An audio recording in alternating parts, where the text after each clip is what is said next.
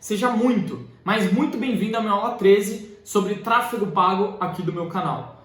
Talvez você acabe vendo essa aula e aí você conheça os meus conteúdos, porque essa aula é um pouco mais genérica.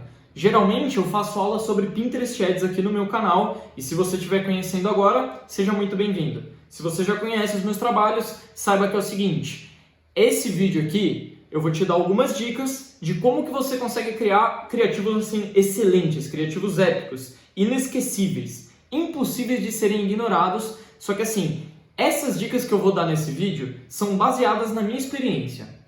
Qual é a minha experiência? Eu vou contar aqui rapidinho para vocês antes de chegar efetivamente no vídeo. É o seguinte, eu trabalhei no e-commerce como funcionário e não como gestor de tráfego enquanto eu estava no terceiro ano do colegial. Eu não sou muito velho, não faz tanto tempo que eu saí do terceiro ano do colegial, mas foi um período de muito aprendizado para mim, porque eu não tinha noção nenhuma de design. Eu era zero. Eu não sabia mexer no Photoshop, a única vez que eu tinha mexido foi em uma aula de informática lá no sexto ano, há muitos anos atrás. Há muitos anos, eu acho que uns 8, sei lá. Enfim, e lá eu era meio que uma peça coringa, né? Eu cumpria a responsabilidade de embalar às vezes, quando eu precisava. Às vezes eu também fazia as montagens, eu ficava no atendimento. Então, por não ter uma tarefa fixa, eu tive que desenvolver muito as minhas habilidades de design. Como as pessoas ali identificaram que eu gostava, me identificava com isso, eu acabei aprendendo muito a fazer design. Só que eu não fazia o design dos criativos que a gente usava nessa empresa para fazer anúncios pagos. Eu fazia só os criativos do site, por exemplo.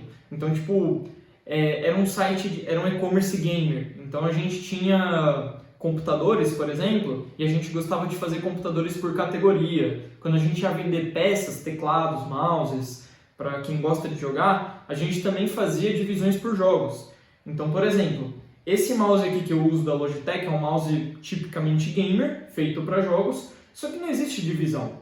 Ele é tão bom para o Counter-Strike, que é um jogo de tiro, quanto para o, sei lá, Forza, que é um jogo de carro, entendeu? Não existe tanto essa divisão quando se trata de produtos mais acessíveis para o público. Existem mouses muito específicos para jogos FPS, que são esses jogos de tiro que a gente vê, que realmente vai ter algumas particularidades. Só que a gente identificou nesse e-commerce que era interessante fazer essa divisão por jogos, mesmo não diferindo porra nenhuma, porque o público gostava, entendeu? O público se identificava e acabava comprando mesmo, sabe? Ah, esse mouse é bom mesmo para esse jogo? Aí tinha o título do jogo e ele acabava querendo comprar mais. Então, eu tive que aprender muita coisa para fazer essas montagens, porque a montagem gamer em específico, tinha assim que colocar um jogo e você tinha que tirar o background do chefão, e aí colocava o mouse na frente de tudo, eu tinha que aprender a mexer nas sombras dos produtos, tinha que aprender a mexer com máscara, então muita experiência eu adquiri em Photoshop sozinho. E no futuro, depois de um tempo, depois de uns meses de sair desse e-commerce, eu comecei a trabalhar com tráfego. E assim, a trajetória, eu não sei se você já trabalha com tráfego, ou se você está só estudando, se você já teve seu primeiro cliente, etc. Mas é o seguinte, a trajetória que a maior parte dos gestores passam é igual à trajetória que eu passei, que é, comece a estudar um pouco a ferramenta, ver do que se trata, e aí depois, quando você pega os seus primeiros clientes, você geralmente tem o trabalho de ensinar para eles o que é o tráfego pago, pelo menos o conceito, não a parte operacional. Você não vai chegar e falar, tô criando aqui um público lookalike, beleza? Você não fala isso para um cara que nunca ouviu sobre tráfego pago, sabe? Para aquelas pessoas que acham que anúncios na internet são os anúncios chatos do YouTube. Geralmente você vai explicar que assim, olha, o tráfego pago é para você aparecer só para o seu público-alvo. Você vai chegar naquela dona da loja de moda feminina do seu bairro e falar para ela, você já pensou em aparecer no Instagram só para as mulheres de um raio de 3 km que tenham interesse em moda e tenham 20 a 28 anos? Isso para ela é uma explicação de tráfego pago, assim, pro entendimento dela, muito perfeito, entendeu? Não é difícil de compreender o que é o tráfego pago trazendo essas explicações. E geralmente, quando você tem os seus primeiros clientes, você está nesse processo de formiguinha. Você vai amadurecer o cliente para ele ver que ele tem aquela necessidade, entendeu? Quando você chega num nível mais avançado da parada, você já começa a ir atrás de clientes que já investiram em tráfego, já trocaram de gestor e tem histórico em conta de anúncio, entendeu? chega um patamar em que você começa a ser um peixe médio, um peixe grande, um peixe gigante, entendeu? Vai passando o tempo e você se aprimora, é normal, é o processo que a gente anda. No máximo, a gente vai ver algumas pessoas que já são boas de negócios, já têm contatos de negócios, e aí o cara vai e começa com o primeiro cliente com o cara que vai investir em anúncio, é normal, entendeu? Acontece com alguns tipos de pessoa. Mas enfim, nessa minha jornada, nesses primeiros passos, eu tive que desenvolver mais ainda aquelas habilidades de design que eu já tinha. Então eu sei mexer muito em Photoshop. Inclusive, eu estou para produzir um treinamento, já tenho até mais ou menos uma data aí de previsão de quando vai ser o lançamento do meu curso.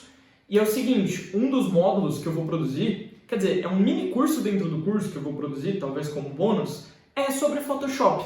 Eu não vou ensinar Canva, eu não gosto muito, não me familiarizo, não me identifico nem um pouco, mas design dentro do Photoshop eu vou ensinar muito. Então, já tem uma novidade aí para você.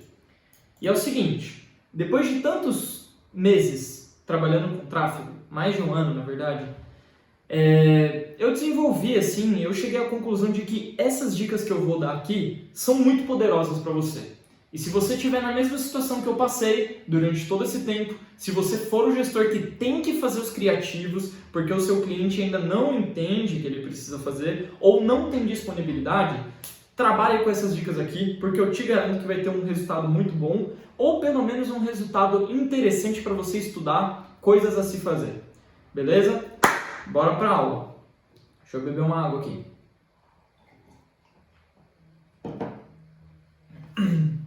A primeira boa prática para um criativo é o humor impensável. Cuidado, sabe? Esse aqui é o mais delicado de todos, mas eu acho que ele é muito... ele é muito legal quando você consegue encaixar. Por exemplo, eu vou ler aqui o que está escrito. Imagine um anúncio de uma cueca em que o diferencial dessa cueca seja o seguinte: ela é adaptável para todos os tipos de tamanho, de órgão genital, ela segura os piores peidos e também é uma cueca sedutora e confortável ao mesmo tempo. Quando a gente vê algo que é meio sedutor, né, meio erótico, geralmente é desconfortável. Entendeu? É meio difícil você cumprir as duas obrigações no mesmo tempo, os dois requisitos. Então, quando você fala essas três coisas, brincar com o tamanho do órgão, brincar também com o peido e também brincar com a questão de sedução, você está fazendo humor com um tipo de coisa que você não vê uma empresa geralmente se posicionando, saca? Você vai falar desse tipo de coisa com seus amigos, com a pessoa que você se relaciona, sabe? No máximo com a sua família, se você tiver uma família brincalhona. Agora, uma empresa catar e se posicionar dessa maneira é realmente algo diferente. Chama atenção. E é por isso que eu falei que é tão delicado. Esse chamar atenção pode ser negativo ou não por dois aspectos principais. O primeiro, chamar atenção não significa necessariamente que você vai converter. Pode ser que seja só um anúncio engraçado e tipo, tanto faz, sabe? A pessoa vai continuar seguindo o feed dela lá, vai marcar um amigo, vai dar risada e segue a vida. Segundo motivo que pode ser tão ruim quanto tão bom.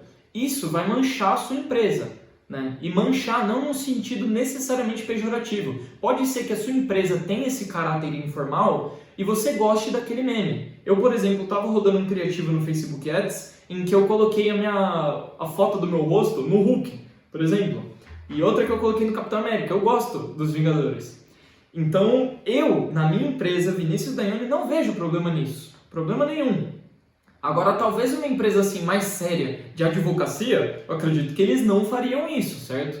É uma empresa que precisa desse tom de formalidade, de seriedade. E eu acredito até que a advocacia é um bagulho tão chato, esse tipo de nicho, que os caras iam chegar a ter problema por causa disso. Mas enfim, o humor impensável tem essas duas grandes coisas que podem ser vantajosas ou desvantajosas.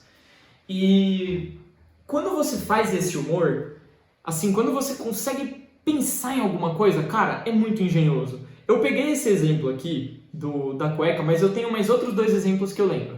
Teve uma vez uma marca de pasta de dente, de creme dental, que fez um anúncio, né? Não foi de pasta de dente, não foi. Foi uma clínica de odontologia, de dentista mesmo. Aí ele catou um chefão lá do Outlast. Deixa eu ver se eu acho aqui. O Outlast, para quem não sabe, é um jogo em que um cara, um fotógrafo, ele se perde dentro de um manicômio. Aí é um manicômio gigantesco, tipo, fica dentro de uma ilha esse manicômio. E lá tá tudo sem luz e tá cheio de louco com facão e ele só tem a câmera dele com visão noturna pra se guiar. É um jogo bem de medo, ó. Cadê? É do último Outlast. Eu acho que é esse aqui. Pegaram esse bicho aqui, que é um ser humano, né? Só que, enfim, da psiquiatria lá, todo medonho, e colocou, assim, um sorriso nele.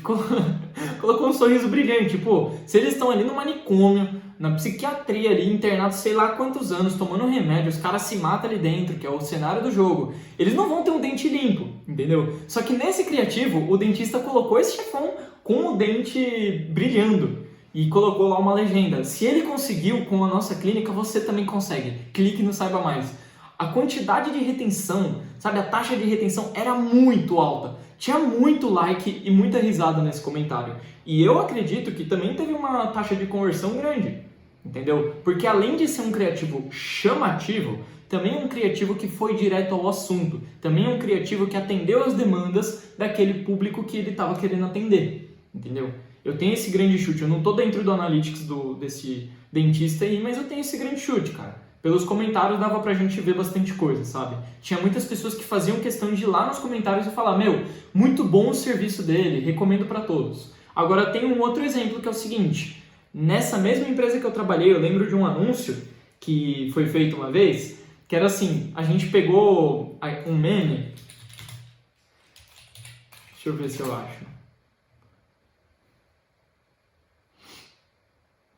Puta, a internet ficou lenta. Aqui, ó. Deixa eu pegar um menos agressivo. Aqui, ó. Sabe esse meme aqui desse barbudo, loiro, dos olhos azuis? Eu não sei se você já conhece esse meme, mas é o seguinte. Esse cara chorando, ele geralmente vai trazer uma reclamação popular. Então, tipo, ah, meu, você não pode fazer isso. Ah, meu, você não pode colocar o arroz embaixo do feijão. Ah, meu, você não pode comer pastel com ketchup, pizza com ketchup, por exemplo. Essas brigas assim de região, se é bolacha ou biscoito, esse tipo de coisa. Aí esse bárbaro, esse loiro aí, viking, ele chega e só fala sim, sabe? Ele olhando pro lado sim. É um meme que viralizou por algum motivo e ele tá bem vivo até hoje, no momento que eu tô gravando isso aqui. Meme tem bastante disso, né? Ele fica vivo por um tempo e depois morre. Esse aqui ainda tá forte. E a gente fez um meme naquela época que era o seguinte... O nome do cara chorando era Outras Empresas de PC Gamer e o que ele estava falando era o seguinte: meu, vocês não podem manter os preços baixos nesse nível durante a pandemia. Aí em cima do Viking que fala assim, estava escrito o nome da empresa que eu trabalhava, esse e-commerce aí, e estava escrito embaixo, sim, nós podemos. Aí, tipo, foi um criativo que teve uma retenção absurda, cara, com mais ou menos R$15 por dia. A gente chegou a ter mais ou menos ali 300 curtidas e durante 2 dias rodando esse criativo. Só que ele teve uma retenção muito boa. Só que isso garante que ele teve uma conversão suficientemente admirável? Não necessariamente. Tanto que assim, esse criativo ele gastou a verba de toda a campanha, já que era tudo CBO, não tinha limitação de gastos para os conjuntos de anúncio, foi para um público lookalike esse criativo e, cara, roubou o orçamento de uma campanha que estava performando. Nesses 2 dias não teve resultado e teve muita impressão, teve um CTR muito grande, teve uma taxa de engajamento com a página muito grande também. Só que, no fim das contas, a conversão, o dinheiro no bolso, não teve nada, entendeu? Inclusive não teve nenhuma venda que foi gerada posteriormente, sabe? Naquela janela de atribuição do Facebook. Então é isso. O humor impensável é muito legal, só que é situacional. Talvez você não tenha nenhuma situação assim que te surja na cabeça, em que você pode fazer um humor impensável no seu criativo, mas uma hora pode surgir. Fique tranquilo que dá pra você fazer uns criativos sem seguir o humor impensável. Até porque se você só fizer criativo de humor, talvez vá um pouco contra a sua marca, entendeu? Talvez você não queira tanto isso, talvez você precise de uns momentos de seriedade, assim como a maior parte das empresas. Segunda boa prática dos criativos, gatilhos estudados. O que seria isso? Vamos lá, lê aqui comigo junto esse negócio que eu escrevi. Primeiro ponto, cada empresa possui um propósito empresarial específico. Segundo ponto, cada negócio possui uma estratégia de marketing específica. Terceiro ponto, cada público-alvo possui um comportamento específico. Era para ter trocado essas duas, era para o comportamento ter vindo antes da estratégia de marketing. Beleza. Quarto ponto, cada comportamento e demandas específicas demandam gatilhos específicos. Deve ter ficado um pouco confusa a leitura desse último tópico aqui. O que eu quero dizer aqui? Quando aquela pessoa que tem vontade de abrir um negócio, ela tem vontade de empreender, ela precisa antes de um propósito empresarial. No fim das contas, tirando campanhas políticas e campanhas voluntárias, né, de doação para instituições filantrópicas, toda empresa tem um propósito de vender, de ganhar dinheiro. Só que isso não é o propósito empresarial em si. Muitas vezes o propósito está muito mais relacionado com questões assim emocionais do fundador, entendeu? Então, tipo, eu estou fundando essa empresa aqui porque a minha família tem que ser representada nela. Eu estou fundando essa empresa porque eu sempre tive o sonho de conseguir prestar esse serviço para a sociedade. Eu tenho essa empresa porque além do dinheiro final, que é o objetivo da empresa, eu também quero conseguir materializar os meus princípios que a minha família me passou, entendeu? Então esse é o princípio de tudo, é você saber o que sua empresa significa. Quando alguém citar o nome da sua empresa, o que deve vir na cabeça dela? Só os produtos? Só o preço? Entendeu? É esse tipo de pergunta que você vai se fazer. Segundo tópico, cada público-alvo possui um comportamento específico. Uma vez que você já sabe a empresa, o seu propósito, você também já sabe qual é o nicho que você vai atuar. Só que dentro de um nicho existem vários públicos-alvo. Dentro de um públicozão existem todos os públicozinhos. Então, moda feminina vai ter aquelas pessoas que só lê blog, vão ter aquelas pessoas que compram jeans baratos, você vai ter aquelas pessoas que compram blazers de R$1.000, por exemplo. Você vai ter as pessoas que estão dispostas a pagar R$200 em um par de meia. Você vai ter as pessoas que estão dispostas a pagar só R$50 em 12 pares de meia, que é o que a gente vê as ofertas da 12 de outubro aqui de São Paulo, por exemplo. Então, todos esses nichos, todos esses públicos que eu citei, estão dentro do nicho de moda feminina. Então, uma empresa que está surgindo agora, ela não vai conseguir atender todos os públicos-alvo. Não consegue. Se você fizer anúncio, isso a gente vê no próprio gerenciador de anúncios. Se você faz anúncios muito amplos, você vai aparecer para várias pessoas. Só que por ser um anúncio difuso, se você não estiver dando nome aos bois e o seu produto tem nome aos bois, é um produto dedicado a um tipo de pessoa, você não vai converter, ou vai converter muito pouco, entendeu? A questão é, trabalhe com a especificidade. Esse é o meu grande conselho em todas as minhas aulas, entendeu? Você vai ver algumas empresas expandindo seus públicos-alvos, só que elas cresceram antes de fazer isso. Então, a Renner, antes de atender classe baixa, classe média alta e classe alta, eles atendiam apenas uma dessas classes. E aí depois expandiu para 2, depois para 3. E tudo isso num processo de anos e anos e anos e décadas. Entendeu? Uma empresa que começa a ter um tamanho, um volume cada vez maior, ela tem mais aptidão, ela tem mais preparo para expandir os seus públicos-alvos. Mas, a princípio, toda empresa vai começar de um início. Entendeu? Cada público-alvo desse início que você está começando na sua empresa vai ter um comportamento específico. Aquela pessoa que compra aquele blazer de R$1.000 e compra também a meia de 200, vai ser muito diferente daquele público que não consegue pagar mais do que R$50 para ter 12 meias para passar o ano inteiro. Entendeu? É diferente. São coisas muito diferentes. Dá para perceber a diferença desses públicos-alvos só de você olhar para o rosto de cada um. Entendeu? Eu não vou me manter muito nisso aqui, mas enfim, vamos para o próximo tópico.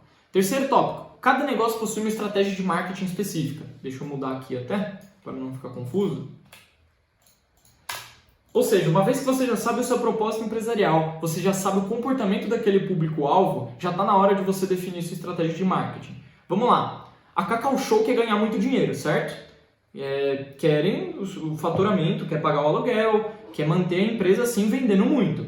Só que quando você entra numa loja da Cacau Show e eles oferecem a degustação gratuita e você não compra, eles tiveram um prejuízo, certo? Primeira observação, esse prejuízo é muito pequeno para eles. Segundo, não foi à toa.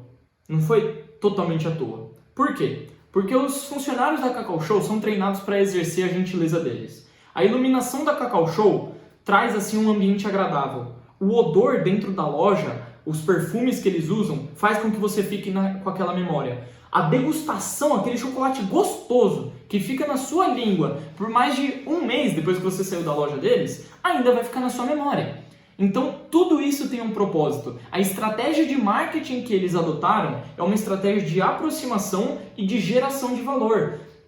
Muitas pessoas que chegam numa loja da Cacau Show, nunca conheceram a marca ou conheceram, mas nunca compraram, entram e já convertem de cara. Mas muitas pessoas que já compraram e para eles fazerem essas pessoas comprarem de novo, eles adotaram essa estratégia. Porque depois de décadas de existência de Cacau Show, eles identificaram que essa é uma estratégia validada para o negócio deles. Entendeu? E como que você valida uma estratégia? Testando, analisando, fazendo observações, debatendo com a pessoa que gerencia a empresa, né?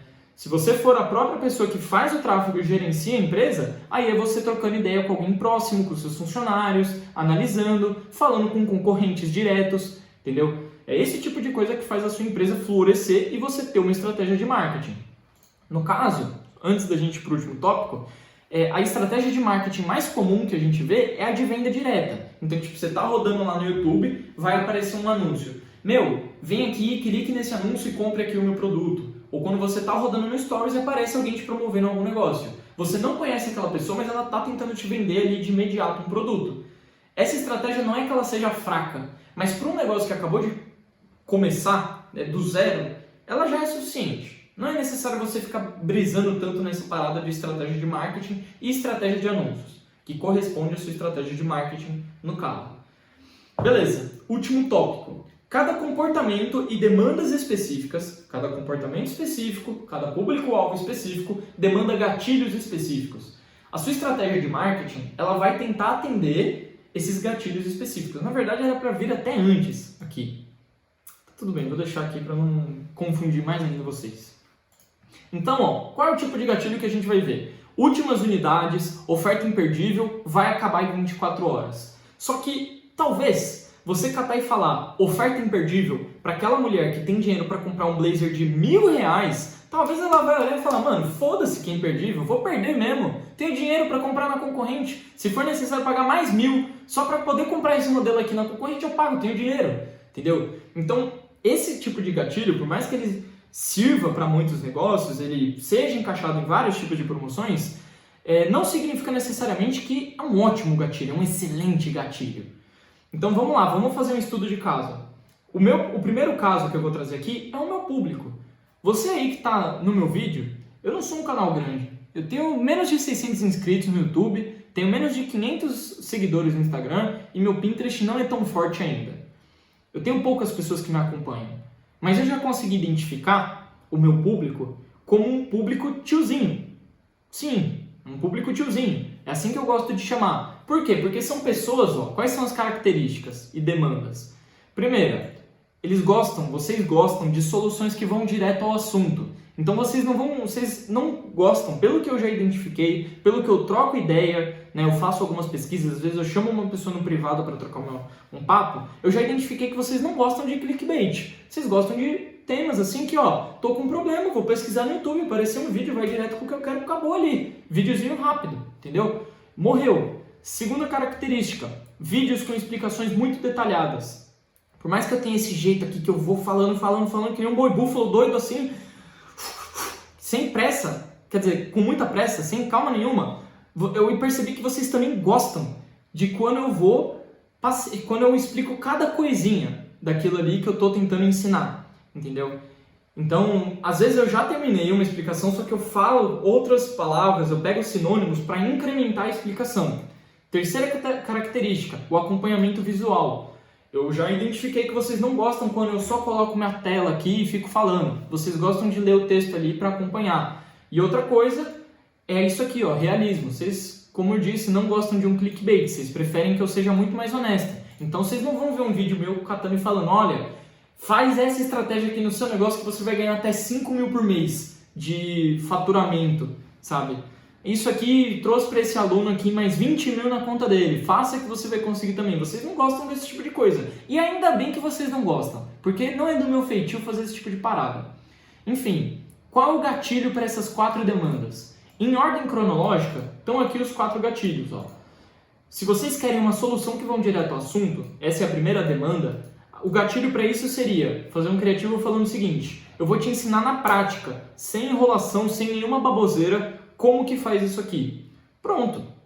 Por mais que seja um gatilho bem comum, esse na prática, é um gatilho que vai direto a essa demanda.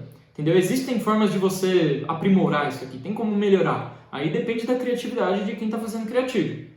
Segundo, vídeos com explicações muito detalhadas. Aí eu coloco essas explicações nos meus criativos. Então eu vou mostrar ali, por exemplo, um texto de uma aula que eu dei e foi uma aula com bastante visualização. Eu uso ela no meu criativo. Entendeu? Eu reciclo um conteúdo. Terceiro, acompanhamento visual. Aí eu mostro um passo a passo no meu criativo de alguma explicação. Aí eu acelero, coloco ali, eu falando mais rapidão, entendeu? Quarto, vocês gostam do realismo, pé no chão, sem mentira, sem nenhum... esses negócios que a gente vê, ganhe de dinheiro com seu celular trabalhando 2 horas por semana. Vocês gostam bastante de uma comunicação honesta, então eu vou ser honesto, entendeu? E inclusive... eu não sei se eu vou falar... eu vou falar aqui mais pra frente. Eu vou dar uma boa explorada aqui nessa sinceridade desse gatilho que eu falei. Então esse é o primeiro estudo de caso. Público de gestão de tráfego, tráfego pago, só que é um público tiozinho. É o jeito que eu chamo vocês. Tiozinho porque, tipo, já desiludiu da vida, sabe? Já desiludiu com o tráfego pago, que viu que não era todo esse negócio que falam. Ah, você vai ganhar muito dinheiro, você vai trabalhar de Dubai, você vai ganhar 1 milhão por mês, trabalhando 5 horas por dia, você vai trabalhar de qualquer lugar. Não, vocês entenderam que assim, a parada não é bem dessa forma, mas ainda é legal trabalhar com isso aí e vale a pena, entendeu? Esse é o público tiozinho, é isso que eu chamo. O segundo estudo de caso também é de tráfego pago, só que para um público mais jovem. Então, quais são as demandas desse público mais jovem, tipicamente ansioso? Primeira, dinheiro. Segunda, técnicas secretas. Terceira, automatizar processo. E quarto, muitos efeitos visuais. Eles gostam de efeitos visuais. Demandas, entendam também como características aqui, ó. Porque não é que eles demandam efeitos visuais, é só que gostam, se identificam. Vamos lá, gatilhos para essas demandas em ordem cronológica, seguindo respectivamente cada um. Dinheiro. Você gosta de dinheiro? Eu mostro um resultado. Eu coloco ali um valor com centavos, com pontuação certinho, com cifrão, tudo bonitinho. Segundo, vocês gostam de técnicas secretas? Aí pega e fala, eu vou te contar como que você usa essa ferramenta aqui que poucas pessoas falam pra você conseguir faturar muito mais, mano. Tá ligado, velho? Vai ganhar muito dinheiro, mano. É uma, técnica revelada. A gente vê bastante isso aí em vídeo de tráfego pago. Os caras pegam estratégia revelada, contei tudo, vou revelar tudo, mano.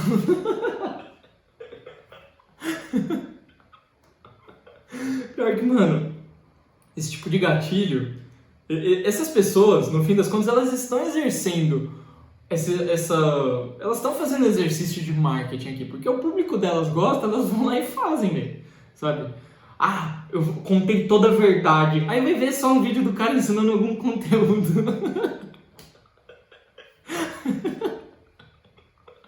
Enfim, terceira demanda, terceira característica, automatizar processos. Então, por exemplo, você ensinar uma pessoa como que usa o agendamento de publicações no Facebook e no Instagram é uma baita de uma técnica para quem quer encurtar caminho, para quem tem preguiça de fazer o planilhamento na mão, entendeu?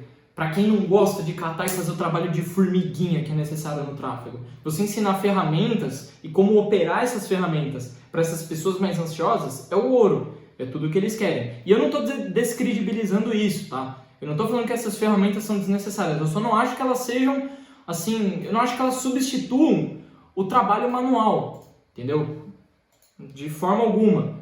E não substituir no sentido de, tipo, quando você aprende a mexer numa ferramenta que automatiza o processo manual, ela está substituindo. O que eu quero dizer é o seguinte, ela não é mais importante do que você conhecer o processo em si, entendeu? Porque para você aprender a mexer numa ferramenta dessa de automatização, Antes você precisa entender qual é o procedimento, qual é o protocolo daquilo que você está automatizando, entendeu? Não faz sentido eu querer automatizar as minhas planilhas ali, já calcular o CTR de forma automática, eu nem preciso colocar os dados nas minhas planilhas, sendo que eu não sei o que é CTR, sendo que eu não sei a relação do CTR com as impressões do meu anúncio, entendeu? É isso que eu estou querendo dizer.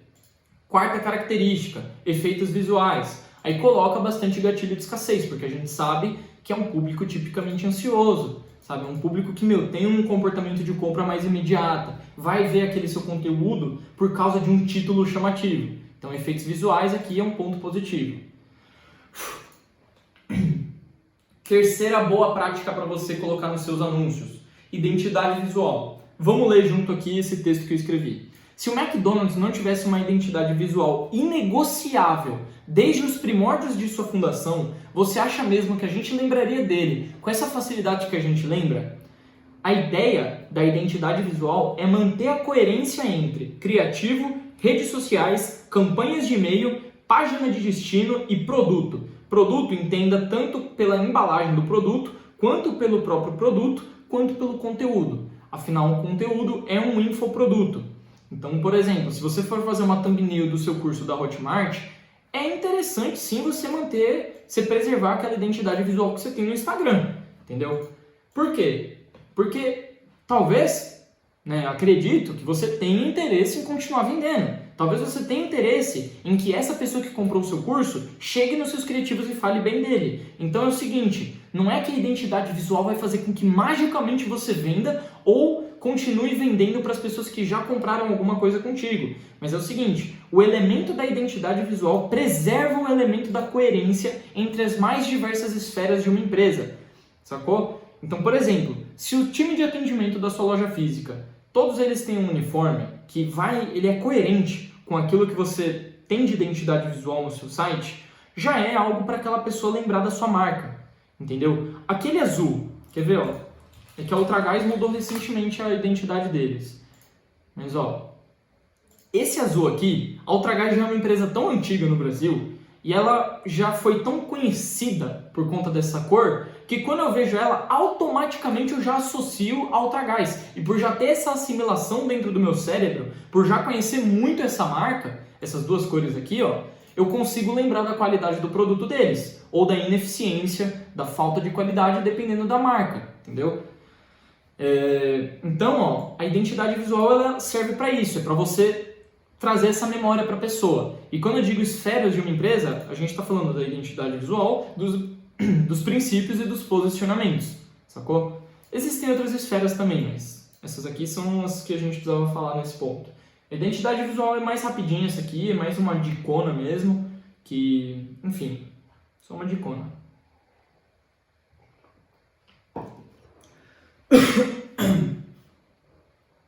A última boa prática para você é a sinceridade inesperada. Lê o texto aqui comigo.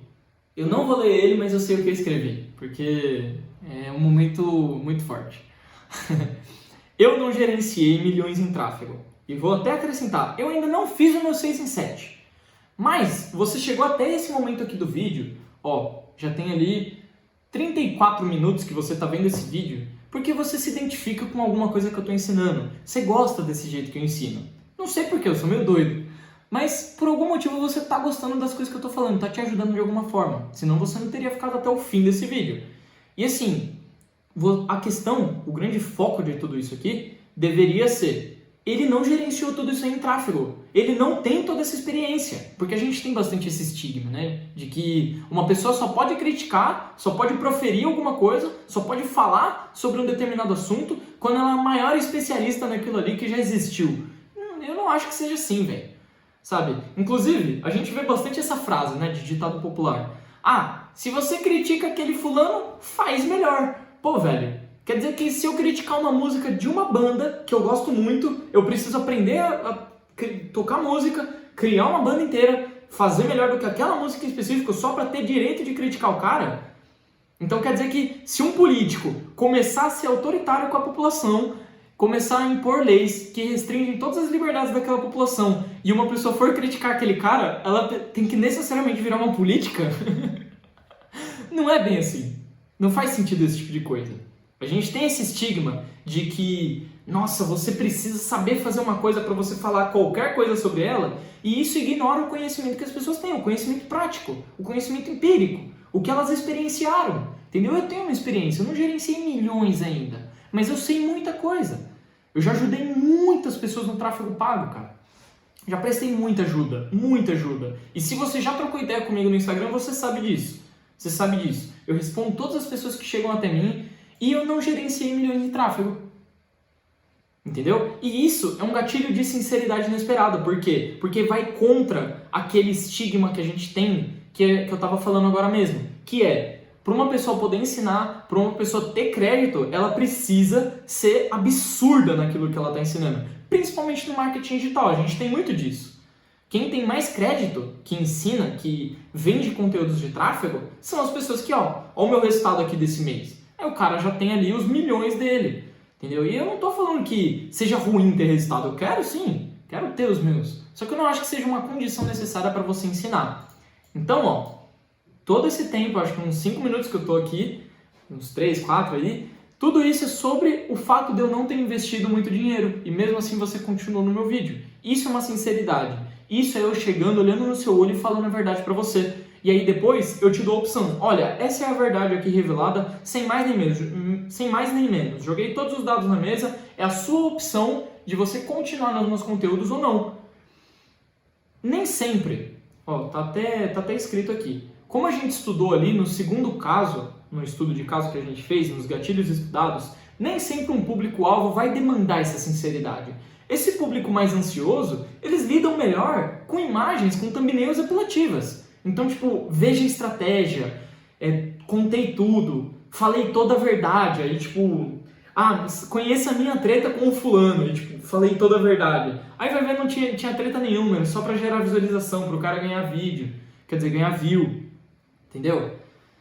Talvez esses públicos mais ansiosos não lidam bem com a sinceridade inesperada, só que eu gosto muito e eu acho que toda empresa, por questões morais, eu acho que toda empresa deveria se posicionar com essa sinceridade, porque eu fui treinado para isso, entendeu? É o que eu aprendi na minha vida. E se você está dentro dos meus conteúdos, se você pretender se tornar um aluno um dia do meu treinamento, cara, eu faço questão de que você exerça isso.